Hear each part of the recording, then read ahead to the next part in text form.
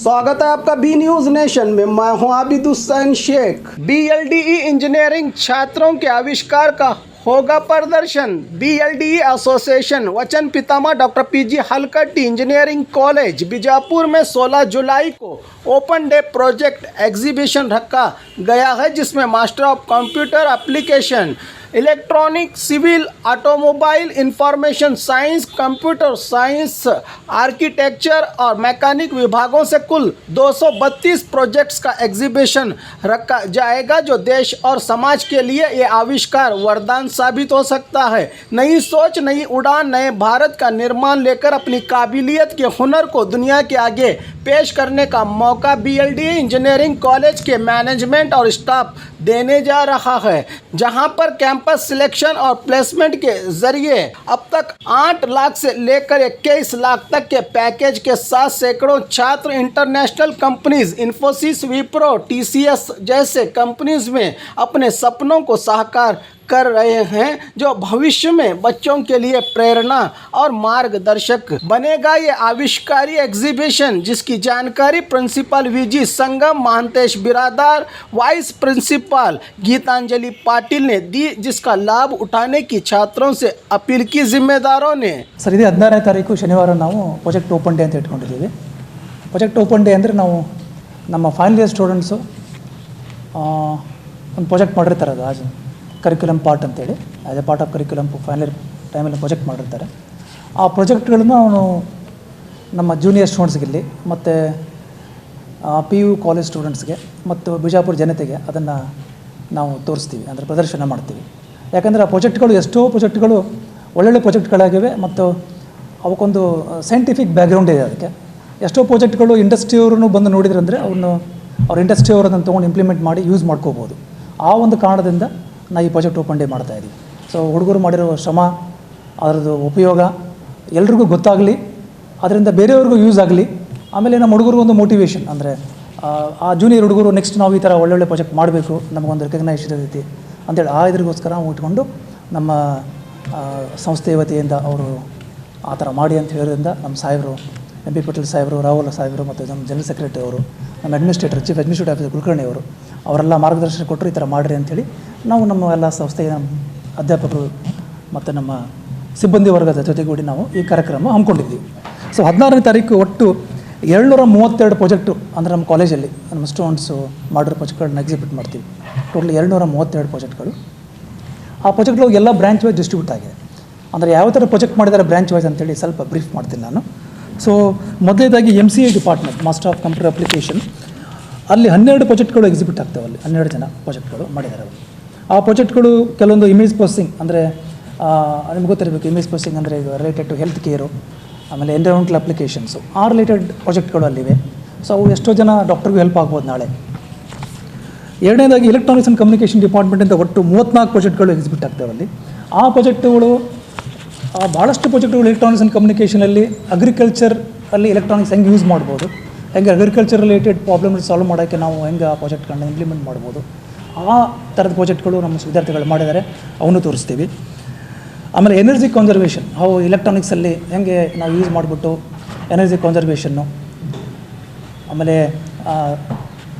Safe and what can call energy power saving ಎರಡು ಹೇಗೆ ಮಾಡ್ಬೋದು ಎಲೆಕ್ಟ್ರಾನಿಕ್ಸ್ ಇಟ್ಕೊಂಡ್ಬಿಟ್ಟು, ಆ ಥರ ಪ್ರಾಜೆಕ್ಟ್ಗಳು ಇವೆ ಅಲ್ಲಿ. ಸಿವಿಲ್ ಇಂಜಿನಿಯರಿಂಗಲ್ಲಿ ಒಟ್ಟು 36 ಪ್ರಾಜೆಕ್ಟ್ಗಳು ಎಕ್ಸಿಬಿಟ್ ಆಗ್ತವೆ. ಆ ಸಿವಿಲ್ ಇಂಜಿನಿಯರಿಂಗಲ್ಲಿ ಒಂಥರ ಬೇರೆ ಟೈಪ್ ಪ್ರಾಜೆಕ್ಟ್ಗಳಿವೆ. ಒಂಥರ ಗ್ರೀನ್ ಬ್ರಿಕ್ ಅಂತೇಳಿ ಒಂದು ಹೊಸ ಕನ್ಸೆಪ್ಟಿಂದ ಮಾಡ್ಕೊಂಬಿಟ್ಟು ಪ್ರಾಜೆಕ್ಟ್ ಮಾಡಿದ್ದಾರೆ. ಗ್ರೀನ್ ಬ್ರಿಕ್ಸ್ ಅಂತೇಳಿ ಒಂದು ಹೊಸ ಅನ್ವೇಷಣೆನೇ ಅನ್ಬೋದು, ಆ ಥರ ಪ್ರಾಜೆಕ್ಟ್ಗಳು. ಮತ್ತು ಹೇಗೆ ನಾವು ಸಿವಿಲ್ ಇಂಜಿನಿಯರಿಂಗಲ್ಲಿ ಈ ಟ್ರಾನ್ಸ್ಪೋರ್ಟೇಷನ್ಗೆ ಬರೀ ಲೋ ಕಾಸ್ಟ್ ರೋಡನ್ನು ಮಾಡೋಕ್ಕೆ ಯಾವ ಥರ ಮಾಡ್ಬೋದು, ಆ ಥರ ಕನ್ಸೆಪ್ಟ್ಗಳಿವೆ. ಆಮೇಲೆ ಜಿಯೋ ಟೆಕ್ನಿಕಲ್ ರಿಲೇಟೆಡ್ ಪ್ರಾಜೆಕ್ಟ್ಗಳು ಅದರಲ್ಲಿ ಎಕ್ಸಿಬಿಟ್ ಆಗ್ತವೆ, ನಮ್ಮ ವಿದ್ಯಾರ್ಥಿಗಳು ಮಾಡಿದ್ದು. ಆರ್ಕಿಟೆಕ್ಚರಲ್ಲಿ ಒಟ್ಟು 25 ಪ್ರಾಜೆಕ್ಟ್ಗಳು ಎಕ್ಸಿಬಿಟ್ ಆಗ್ತವೆ. ಸೊ ಅಲ್ಲಿ ಹೊಸ ಹೊಸ ಥರದ್ದು ಮನೆಗಳನ್ನು ಹೆಂಗೆ ಕಟ್ಬೋದು, ಲೋ ಕಾಸ್ಟ್ ಮನೆಗಳು ಅನ್ನೋ ಡಿಫ್ರೆಂಟ್ ಡಿಸೈನು. ಸೊ ಹಂಗೆ ಪಬ್ಲಿಕ್ಕಿಗೆ ಯೂಸ್ ಆಗುತ್ತೆ ಲೋ ಕಾಸ್ಟು. ಆಮೇಲೆ ರೆಸಿಡೆನ್ಷಿಯಲ್ ಪ್ಲಾಟ್ಗಳು ಹೆಂಗೆ ಯೂಸ್ ಆಗ್ತವೆ ಬೇರೆ ಬೇರೆ ಕನ್ಸೆಪ್ಟಲ್ಲಿ, ಆ ಥರ ಪ್ರಾಜೆಕ್ಟ್ಗಳು ತೋರಿಸ್ತಾ ಇದ್ದೀವಿ. ಆಮೇಲೆ ಇನ್ಫಾರ್ಮೇಷನ್ ಸೈನ್ಸ್ ಡಿಪಾರ್ಟ್ಮೆಂಟಿಂದ 12 ಪ್ರಾಜೆಕ್ಟ್ಗಳು ಅಲ್ಲಿ ತೋರಿಸ್ತಾ ಇದ್ದೀವಿ.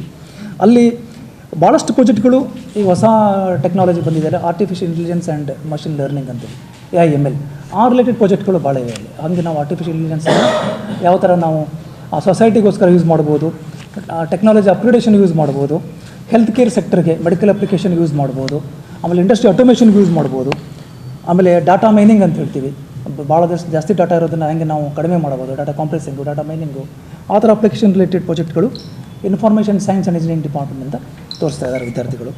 ಆಮೇಲೆ ಕಂಪ್ಯೂಟರ್ ಸೈನ್ಸ್ ಇಂಜಿನಿಯರಿಂಗಿಂದ ಒಟ್ಟು 39 ಪ್ರಾಜೆಕ್ಟ್ಗಳು ಅಲ್ಲಿ ಮಾಡ್ತಾ ಇದ್ದಾರೆ.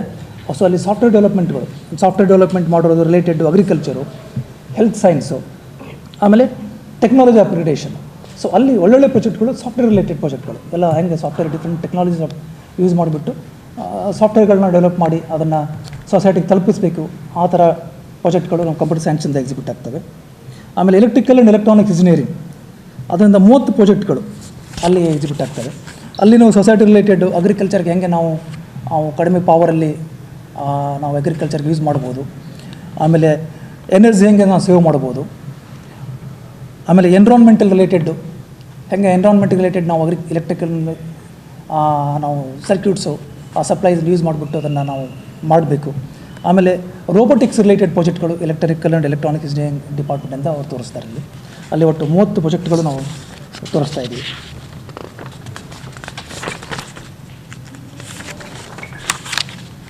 ಆಮೇಲೆ ಮೆಕ್ಯಾನಿಕಲ್ ಇಂಜಿನಿಯರಿಂಗ್ ಡಿಪಾರ್ಟ್ಮೆಂಟಿಂದ ಒಟ್ಟು 43 ಪ್ರಾಜೆಕ್ಟ್ಗಳು ಅಲ್ಲಿ ಎಕ್ಸಿಕ್ಯೂಟ್ ಆಗ್ತಾ ಇದೆ. ಇವೆಲ್ಲ ಮೆಕ್ಯಾನಿಕಲ್ ರಿಲೇಟೆಡ್ ಪ್ರಾಜೆಕ್ಟ್ಗಳು ಒಂಥರ ಕನ್ಸ್ಟ್ರಕ್ಟಿವ್ ಪ್ರಾಜೆಕ್ಟ್ಗಳು ಇವೆಲ್ಲ ಎಲ್ಲ ವರ್ಕಿಂಗ್ ಪ್ರಾಜೆಕ್ಟ್ಗಳು. ಎಲ್ಲ ಪ್ರಾಜೆಕ್ಟ್ಗಳು ಹೆಂಗೆ ಸೊಸೈಟಿಗೆ ಯೂಸ್ ಆಗ್ತವೆ, ಆಮೇಲೆ ಎಲೆಕ್ಟ್ರಾನಿಕ್ಸನ್ನು ಮೆಕ್ಯಾನಿಕಲಲ್ಲಿ ಹೆಂಗೆ ಸೇರಿಸ್ಬಿಟ್ಟು ನಾವು ಆಟೋಮೇಷನ್ ಮಾಡ್ಬೋದು, ಪಬ್ಲಿಕ್ಗೆ ಯಾವ ಥರ ಯೂಸ್ ಆಗುತ್ತೆ ಆ ಥರ ರಿಲೇಟೆಡ್ ಪ್ರಾಜೆಕ್ಟ್ಗಳು ಇವೆ. ಆಮೇಲೆ ಆಟೋಮೊಬೈಲ್ ರಿಲೇಟೆಡ್ ಪ್ರಾಜೆಕ್ಟ್ಗಳು, ಎನರ್ಜಿ ಸೇವಿಂಗ್ ರಿಲೇಟೆಡ್ ಪ್ರಾಜೆಕ್ಟ್ ಇದೆ, ಒಂದೇ ಪ್ರಾಜೆಕ್ಟ್ ಇದೆ ಆಟೋಮೊಬೈಲ್ ರಿಲೇಟೆಡ್. ಸೊ ಈ ಥರವಾಗಿ ನಾವು ಒಟ್ಟು 232 ಪ್ರಾಜೆಕ್ಟ್ಗಳನ್ನು ನಮ್ಮ ವಿದ್ಯಾರ್ಥಿಗಳು ಅವತ್ತು ತೋರಿಸ್ತಾರೆ. ಅವತ್ತು ದಯವಿಟ್ಟು ಎಲ್ಲರೂ ಸಾರ್ವಜನಿಕರು, ಆಮೇಲೆ ನಮ್ಮ ಇಂಜಿನಿಯರಿಂಗ್ ಕಾಲೇಜ್ ಜಾಯ್ನ್ ಆಗಬೇಕಾರಂಥವ್ರು, ಅವರು ಯಾರಿಗೆ ಟೆಕ್ನಾಲಜಿ ಬಗ್ಗೆ ಇಂಟ್ರೆಸ್ಟ್ ಇದೆ ಅವರು, ಆಮೇಲೆ ನಮ್ಮ ಜೂನಿಯರ್ ಸ್ಟೂಡೆಂಟ್ಸ್ಗಳು ಅವರು ಎಲ್ಲ ನೋಡ್ತಾರೆ ಆ ಪ್ರಾಜೆಕ್ಟ್ಗಳನ್ನು. ಅದನ್ನು ನಾವು ಕೇಳ್ಕೊಳ್ಳೋದೇನೆಂದರೆ ಎಲ್ಲರಿಗೂ ಬಂದು ಅವತ್ತು ಸಾರ್ವಜನಿಕರು ಬಂದು ಅದನ್ನು ವೀಕ್ಷಣೆ ಮಾಡಿ ನಮ್ಮ ವಿದ್ಯಾರ್ಥಿಗಳಿಗೆ ಪ್ರೋತ್ಸಾಹ ಕೊಡಬೇಕು ಅಂತ ಕೇಳ್ಕೊಳ್ತೀವಿ. ಮತ್ತು ನಮ್ಮ BLD ಸಂಸ್ಥೆಯಿಂದ ಯಾವ ಥರ ನಮ್ಮ ವಿದ್ಯಾರ್ಥಿಗಳು ತಮ್ಮ ಏನು ಟೆಕ್ನಾಲಜಿಯನ್ನು ತೋರಿಸ್ತಾರೆ ನಮಗೆ ಇವರಿಗೆ. ಡೇಟು 16ನೇ ತಾರೀಕು ಶನಿವಾರ ಸರ್, ಬೆಳಗ್ಗೆ 10 ಗಂಟೆಯಿಂದ ಸಾಯಂಕಾಲ 5 ಗಂಟೆವರೆಗೆ ಇದು ಸಾರ್ವಜನಿಕರಿಗೆ ಇದು ಓಪನ್ ಇರುತ್ತೆ, ನೋಡೋಕ್ಕೆ ಬಂದು ವೀಕ್ಷಣೆ. ಸೊ ಉದ್ಘಾಟನೆಯನ್ನು ಇದನ್ನು Anand Kumar superintendent of police Bijapur ಜಿಲ್ಲೆ ಅವರು ಮಾಡ್ತಾ ಇದ್ದಾರೆ. ಯಾಕಂದರೆ ಸ್ವತಃ ಅವರು ಇಂಜಿನಿಯರಿಂಗ್ ಗ್ರ್ಯಾಜುಯೇಟ್ ಇರೋದ್ರಿಂದ ನಾವು ಅವ್ರಿಗೆ ಕೇಳಿದ್ವಿ, ಅವರು ಭಾಳ ಖುಷಿಯಿಂದ ಬಂದು ನಾವು ಉದ್ಘಾಟನೆ ಮಾಡ್ತೀವಿ ಅಂತ ಹೇಳಿದ್ದಾರೆ. ಸೊ ಅವತ್ತು ಅವ್ರು ಬಂದು ಉದ್ಘಾಟನೆ. ಸೊ ನಮ್ಮ ವಿದ್ಯಾರ್ಥಿಗಳು 232 ಪ್ರಾಜೆಕ್ಟ್ ಏನು ಎಕ್ಸಿಬಿಟ್ ಮಾಡ್ತಾ ಇದ್ದಾರೆ, ಒಂದಂದರೆ ಅದು ದೇಶದ ಪ್ರಗತಿಗಾಗಿ ಒಂದು ಕಾಂಟ್ರಿಬ್ಯೂಟ್ ಮಾಡಬೇಕು ಟೆಕ್ನಾಲಜಿಯಲ್ಲಿ, ಇಲ್ಲ ಸಾಮಾನ್ಯ ಮನುಷ್ಯನಿಗೆ ಹೆಂಗೆ ಉಪಯೋಗ ಆಗ್ತಾವೋ ಅದು ನೋಡಬೇಕು. ಸೊ ನಮ್ಮ ಪ್ರಾಜೆಕ್ಟು ಸಾಮಾನ್ಯ ಮನುಷ್ಯನ ಜೀವನ ಒಂದು ಇಂಪ್ರೂವ್ ಮಾಡೋ ನಿಟ್ಟಿನಲ್ಲಿ ಒಂದು ಪ್ರಾಜೆಕ್ಟ್ಸ್ ಇದ್ದಾವೆ, ಇಲ್ಲ ಟೆಕ್ನಾಲಜಿ ಅಪ್ಗ್ರೇಡೇಷನ್ ಅಂದರೆ ದೇಶದ ಪ್ರಗತಿಗಾಗಿ ಒಂದು ಸಣ್ಣ ದಿಶೆಯಲ್ಲಿ ಕಾಂಟ್ರಿಬ್ಯೂಷನ್ ಮಾಡುವಂಥ ಪ್ರಾಜೆಕ್ಟ್ ಅದಾವು. ಸೊ ನಮ್ಮ ಪ್ರಿನ್ಸಿಪಲ್ ಸರು ಎಲ್ಲರೂ ಅದ್ರ ಬಗ್ಗೆ ಎಲ್ಲ ಹೇಳ್ಯಾರ. ಸೊ 16ನೇ ತಾರೀಕಿಗೆ ಜನರಲ್ ಪಬ್ಲಿಕ್ಕು, PUC ಸ್ಟೂಡೆಂಟ್ಸು ಎಲ್ಲರೂ ಬಂದು ನಮ್ಮ ಪ್ರಾಜೆಕ್ಟ್ಸ್ ವ್ಯೂ ಮಾಡಿ ನಮ್ಮ ಹುಡುಗರಿಗೆ ಮೋಟಿವೇಟ್ ಮಾಡಿ ಬರಬೇಕಂತ ನಾನು ಇನ್ನೊಮ್ಮೆ ವಿನಂತಿ ಮಾಡ್ಕೊತೀನಿ. Thank you. और ख़बरों के लिए देखते रहिए B News नेशन।